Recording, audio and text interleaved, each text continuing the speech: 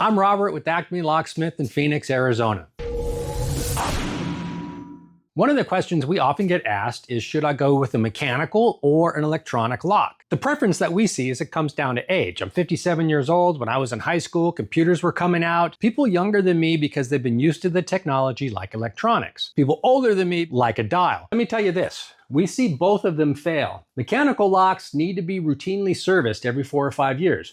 Most people with safes don't do that, and over time they can drift. When that happens, it might become impossible to get into that safe. Or if that mechanical lock's hit or damaged in any way, that safe's going to have to also be drilled. When you drill through a dial, it's very expensive and you have to replace the lock. Electronic locks fail too. But most of the time we see electronic locks fail, it's the keypad. And electronic locks are designed in such a way now that you can twist off the faceplate. There's a cable that just unplugs like a phone jack, and then you can put a new faceplate on.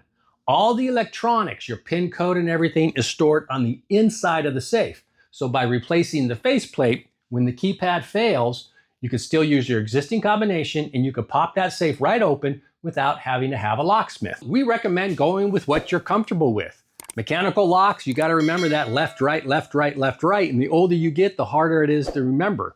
Electronic locks, boom, boom, boom, boom, boom, and you're in right away. Just go with what you want to use. But Rob, if I go with an electronic lock, the manufacturer's going to have an override code and somebody can use that to get into my safe. Well, if you ordered a safe at a big box store and it came with a mechanical dial and that combination was set, the manufacturer also has that combination on file. So in order to remove that from the manufacturer, you got to hire a locksmith to come out and change your safe combination.